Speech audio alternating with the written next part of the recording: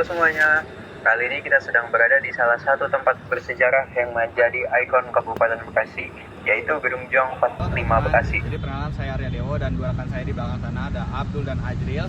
Jadi kita sekarang lagi berada di Museum Bekasi, yang mana di dalamnya ini kita bakal melihat sejarah-sejarah Kabupaten Bekasi teman-teman, atau Bekasinya sendiri. Ayo kita lanjut.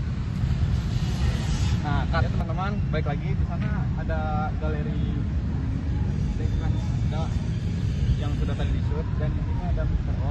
Mungkin di sini tempat peristirahat membuat ngopi dan santai para pekerja. Nah, di awal-awal kita diharuskan membayar tiket yang seharga Rp3.000 dan menggunakan metode QR ya teman-teman. Lalu kita bakal diberikan penjelasan terkait aturan-aturan yang ada di Gedung Juang tersebut, yaitu dimana kita tidak boleh memotret bagian-bagian yang sudah ada tandanya teman-teman. Jadi ada beberapa sejarah yang tidak boleh dipotret, yang mana dia tuh diberikan seperti bingkai atau seperti kaca gitu di dalam kaca. Nah itu tuh tidak boleh dipotret sama sekali teman-teman, atau difoto dari jarak dekat ya teman-teman. Nah teman-teman, seperti yang ada yang di kaca-kaca tersebut itu tidak boleh dipotret dalam jarak dekat ya teman-teman, atau direkam. Oke. Dari tampilan luarnya saja, bangunan ini sudah menunjukkan nuansa klasik dan bersejarah dengan arsitektur kolonial yang masih terlihat kuat hingga sekarang. Gedung Juang bukan hanya sekedar bangunan tua, tapi juga menjadi saksi perjalanan sejarah masyarakat Bekasi.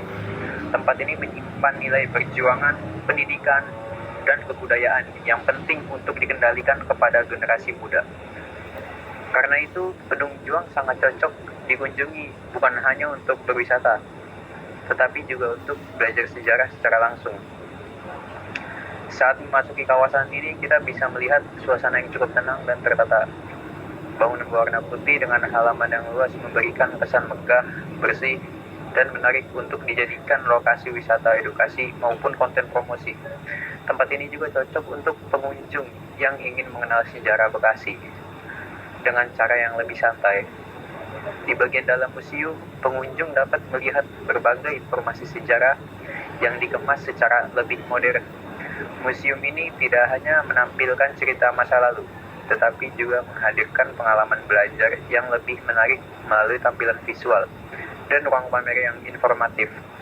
Inilah yang membuat Gedung Juang memiliki daya tarik tersendiri sebagai museum digital.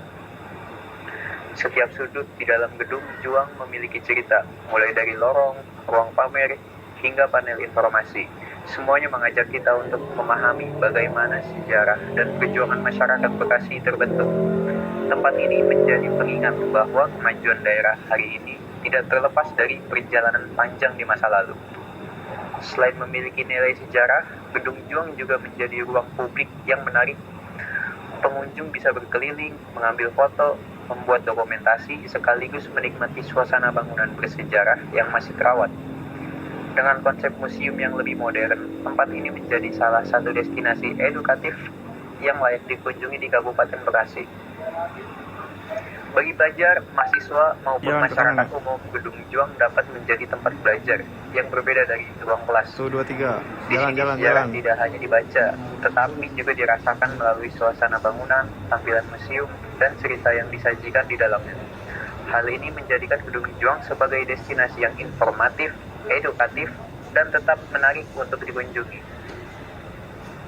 Jadi, kalau kalian sedang berada di Bekasi atau ingin mencari wisata sejarah yang menarik, yang tadi Gedung Juang adegan yang tadi Bekasi Cok bilang bisa menjadi salah satu pilihan terbaik.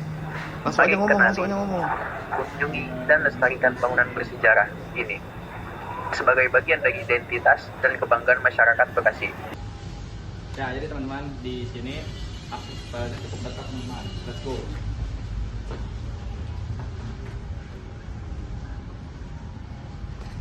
Ya, di kiri kita ini ada musola. Tempat buat beribadah untuk orang-orang yang melaksanakannya. Lalu di sini ada toilet. Ada toilet perempuan dan juga toilet laki-laki.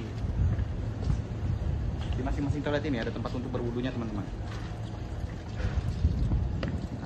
Nah, Nah, teman-teman, seperti yang kita lihat sendiri di sini ada tempat parkir untuk mobil dan di sebelah sana ada warung-warung UMKM yang mana biasanya pekerja-pekerja sini yang sering bukan pekerja.